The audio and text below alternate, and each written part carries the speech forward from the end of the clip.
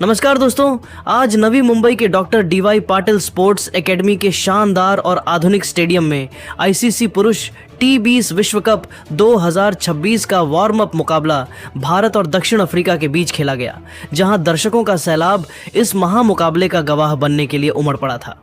इस मैदान की दूधिया रोशनी और समुद्र के करीब होने के कारण चलने वाली ठंडी हवाओं ने मैच के रोमांच को और भी ज्यादा बढ़ा दिया था, जहां हर एक प्रशंसक विश्व कप से पहले अपनी पसंदीदा टीम की तैयारियों को देखने के लिए उत्साहित था।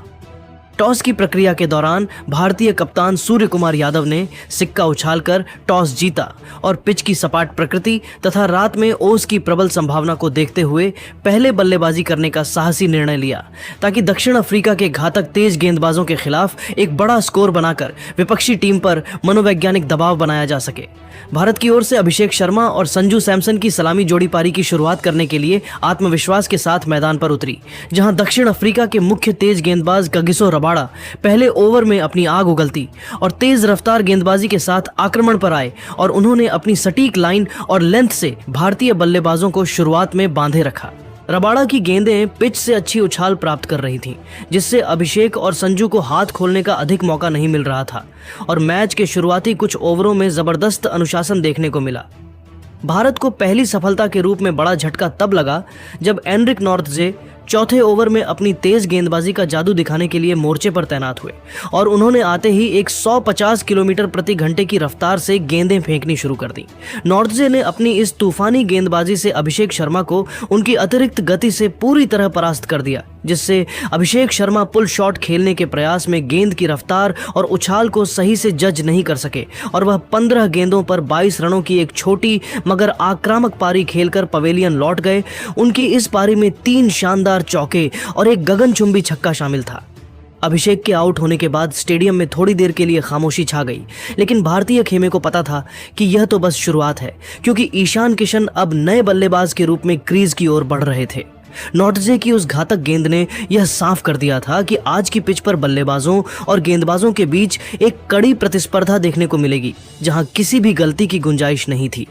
नवी मुंबई के doctor DY Patil sports academy के मैदान पर जब अभिषेक शर्मा पवेलियन लौट चुके थे तो पूरे स्टेडियम की निगाहें ड्रेसिंग रूम की ओर टिकी थीं, जहां से ईशान किशन एक आक्रामक तेवर के साथ मैदान पर दाखिल हुए। ईशान किशन ने क्रीज पर आते ही संजू सैमसन के साथ मिलकर दक्षिण अफ्रीकी गेंदबाजों पर एक प्रलयकारी और विनाशकारी प्रहार करना शुरू कर दिया, जिससे विपक्षी खेमे में अचानक से खलबली मच गई।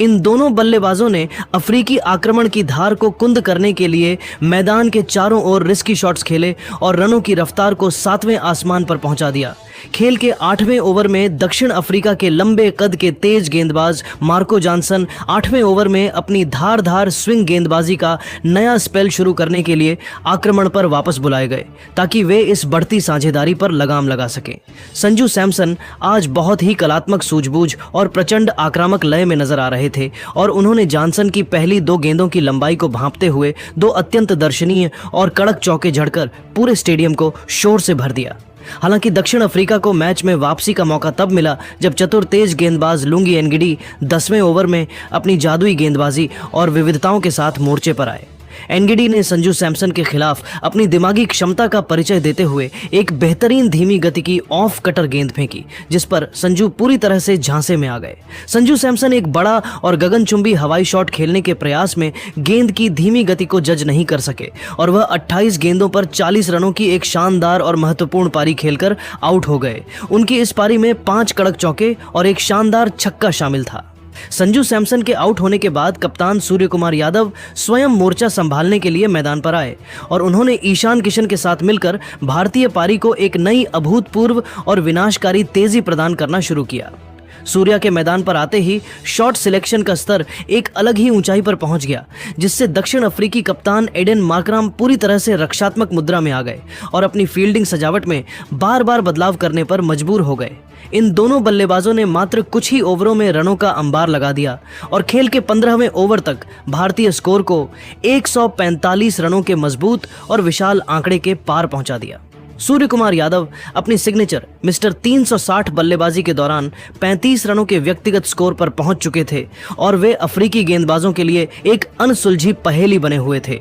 इसी बीच दक्षिण अफ्रीका के सबसे सफल और चतुर स्पिनर केशव महाराज 15वें ओवर में अपनी जादुई फिरकी और सटीक लाइन लेकर गेंदबाजी करने के लिए मोर्चे पर तैनात हुए। महाराज ने सूर्या की आक्रामकता को भांपते हुए गेंद को थोड़ा तेज और लेग स्टंप की ओर टर्न कराया। सूर्य कुमार यादव, जो उस समय पूरी तरह से आक्रामक मूड में थे, उन्होंने केशव महाराज की इस गेंद पर एक बड़ा स्वीप शॉट खेलने का प्रयास किया, लेकिन गेंद पिच पर पड़ने के बाद बहुत तेजी से अंदर की ओर घूमी और सूर्या को पूरी तरह चकमा दे गई।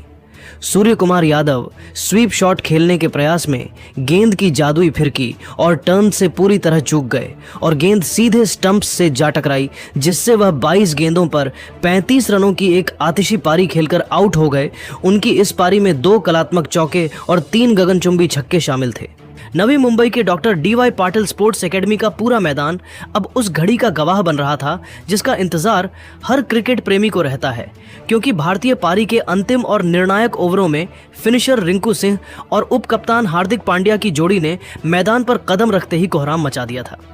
इन दोनों बल्लेबाजों ने दक्षिण अफ्रीकी गेंदबाजी आक्रमण की धज्जियां उड़ाते हुए मैदान के हर एक कोने में गगनचुंबी छक्कों की ऐसी बारिश कर दी कि विपक्षी कप्तान एडेन मार्कराम के पास अपनी फील्डिंग को बचाने का कोई रास्ता नहीं बचा था। रिंकू और हार्दिक के बीच एक ऐसी प्रलयकारी साझेदारी पनपी जिसने दक्षिण अफ्रीका के मुख्य तेज गेंदबाजों कगिसो रबाड़ा और एनरिक नॉर्थजे की गति को ही उनके खिलाफ हथियार बना लिया, जिससे स्टेडियम में मौजूद हजारों दर्शक अपनी सीटों से खड़े होकर हर गेंद पर झूमने को मजबूर हो गए। भारतीय टीम ने इन दोनों सितारों की विध्वंसक बल्लेबाजी के दम पर निर्धारित 20 ओवरों के खेल की समाप्ति तक 6 विकेट के नुकसान पर 228 रनों का एक अत्यंत अभेद्य और पहाड़ जैसा विशाल स्कोर खड़ा किया, जिसने विश्व कप के इस वार्म अप मुकाबले के रोमांच को 7वें आसमान पर पहुंचा दिया। भारतीय पारी के उन अंतिम और सांस रोक देने वाले क्षणों में रिंकू सिंह ने एक बार फिर दुनिया को अपनी क्लास दिखाई और उन्होंने यह साबित कर दिया कि डेथ ओवरों में उनसे बेहतर कोई अन्य विकल्प नहीं है। रिंकू सिंह ने विपक्षी टीम के मनोबल को पूरी तरह से तोड़ते हुए मात्र 18 गेंदों पर 42 रनों की एक अत्यंत बहुमूल्य और आतिशी पारी खेली और वह अंत तक आउट नहीं हुए, जिससे भारत को वह विशाल टोटल प्राप्त हुआ जिसकी कल्पना टॉस के समय की गई थी। रिंकू के साथ दूसरे छोर पर हार्दिक पांड्या ने भी अपनी बाहुबली शक्ति का भरपूर परिचय दिया और उन्होंने आते ही अफ्रीकी स्पिनरों के खिलाफ कुछ ऐसे लंबे छक्के जड़े कि गेंद स्टेडियम की छत को छूती हुई नजर आई। हार्दिक पांड्या अपनी इस छोटी मगर अत्यंत विनाशकारी पारी के दौरान 12 गेंदों पर 28 रन पर नाबाद रहकर क्रीज पर डटे रहे और उन्होंने रिंकू के साथ मिलकर रनों की रफ्तार को प्रति ओवर 15 से भी ऊपर पहुंचा दिया। इन दोनों की जुगलबंदी ने भारत को एक ऐसी मनोवैज्ञानिक मजबूती प्रदान कर दी थी जहां से 229 रनों का यह लक्ष्य अब दक्षिण अफ्रीका के लिए एक नामुमकिन सी चुनौती नजर आ रहा था। डीवाई पाटिल स्टेडियम की तेज रोशनी में अब भारतीय टीम का आत्मविश्वास चरम पर था, क्योंकि उनके पास न केवल रनों का अंबार था बल्कि जसप्रीत बुमराह जैसा विश्व स्तरीय गेंदबाज भी था जो इस स्कोर का बचाव करने के लिए तैयार बैठा था। प्रशंसकों का शोर अब 2 गुना हो चुका था, क्योंकि 228 रनों का यह स्कोर T20 क्रिकेट के इतिहास में एक ऐसा मील का पत्थर साबित होने वाला था जो विपक्षी टीम के बल्लेबाजी क्रम की असली परीक्षा लेने वाला था। रात की गहराई के साथ मैच का रोमांच अब और भी अधिक बढ़ने वाला था, क्योंकि अब बारी दक्षिण अफ्रीका के बल्लेबाजों की थी कि वे इस आग उगलते हुए लक्ष्य का सामना कैसे करते हैं।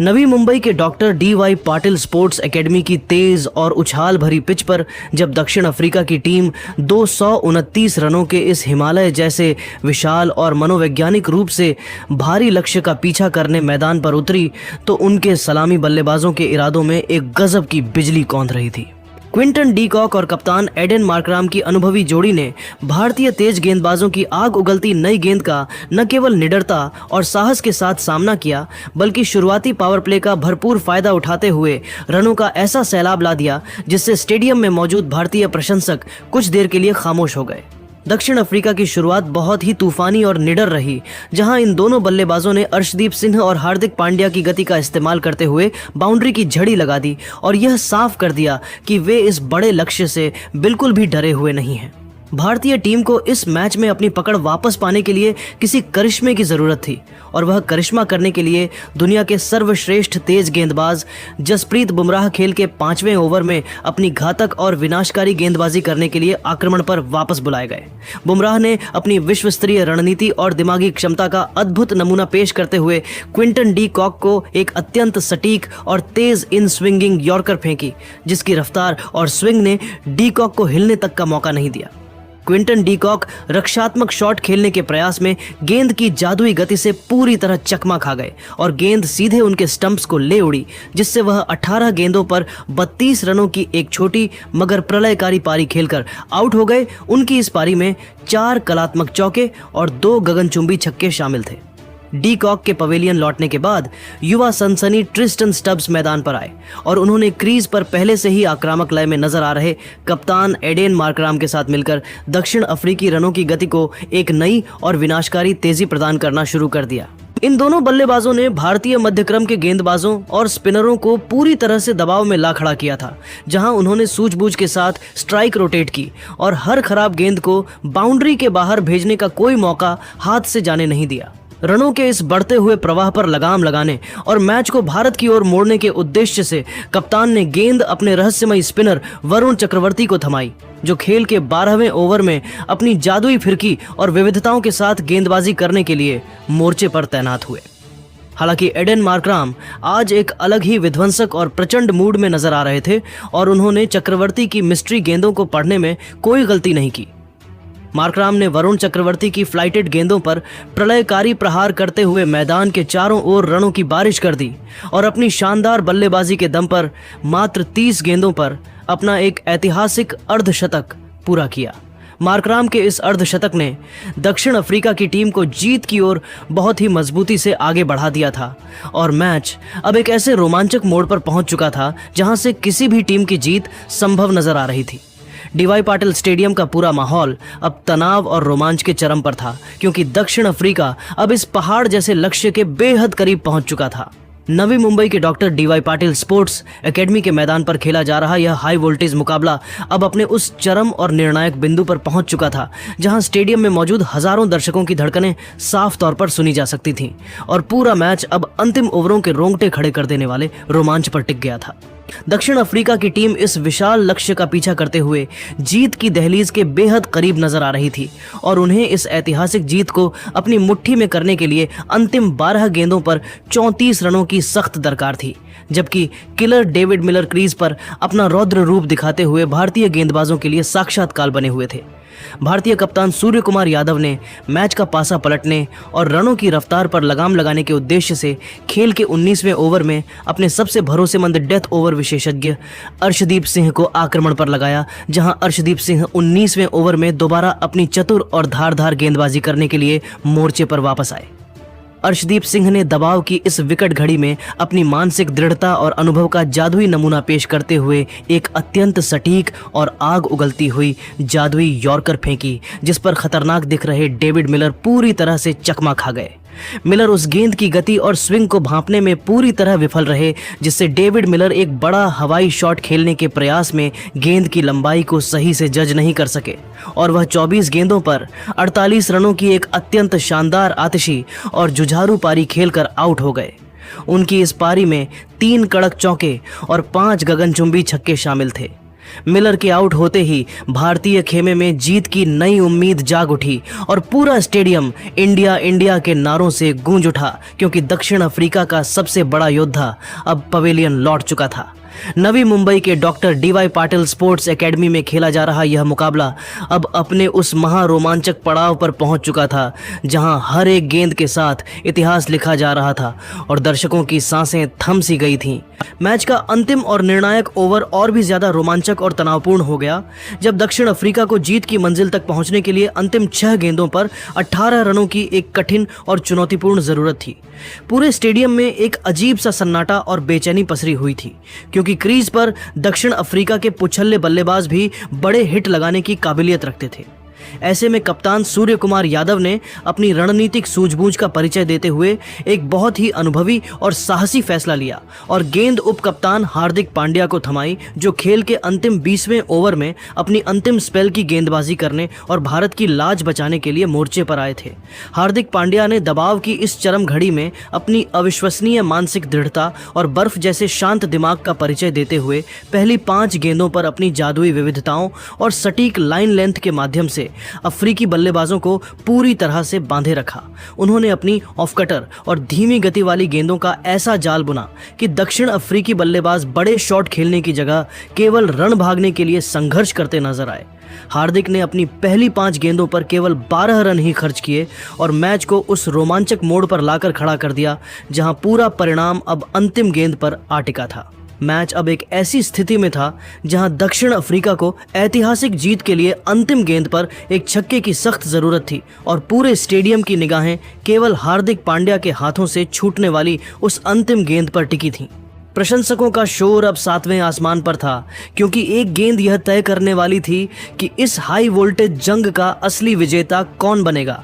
हार्दिक पांड्या ने अपनी अनुभवी आंखों से बल्लेबाज के पैरों की हरकत को भांपा और खुद को इस अंतिम चुनौती के लिए पूरी तरह से तैयार कर लिया था, जहां एक भी छोटी सी गलती भारत के जबड़े से जीत छीन सकती थी। हार्दिक पांड्या ने अपनी रणनीति को अंतिम क्षण में बदलते हुए एक अत्यंत सटीक और तेज बाउंसर फेंकी, जिसे बल्लेबाज सही ढंग से खेल नहीं सका और दक्षिण अफ्रीका की टीम निर्धारित 20 ओवरों के खेल में 7 विकेट के नुकसान पर 224 रनों के स्कोर पर ही रुक गई। भारत ने इस सांस रोक देने वाले और रोंगटे खड़े कर देने वाले हाई स्कोरिंग मुकाबले को मात्र 4 रनों के अत्यंत मामूली अंतर से जीतकर डीवाई पाटिल स्टेडियम के ऐतिहासिक मैदान में शान से तिरंगा लहरा दिया और करोड़ों प्रशंसकों का दिल जीत लिया। अर्शदीप सिंह अपनी उस घातक 19वें ओवर की गेंदबाजी और डेविड मिलर के महत्वपूर्ण विकेट के कारण इस मैच के निर्विवाद नायक साबित हुए, जिन्होंने लगभग हार चुके मैच को भारत की झोली में वापस डाल दिया था। इस जीत ने यह साफ कर दिया कि भारतीय टीम विश्व कप के मुख्य मुकाबलों के लिए पूरी तरह से तैयार है और उनके पास दबाव में निखरने वाले विश्व स्तरीय खिलाड़ी मौजूद हैं। तो दोस्तों, आपको लगता है कि भारतीय टीम लगातार दूसरा T20 विश्व कप जीत पाएगी? अगर हाँ, तो इस वीडियो को लाइक करें, शेयर करें और हमारे चैनल को सब्सक्राइब करना ना भूलें।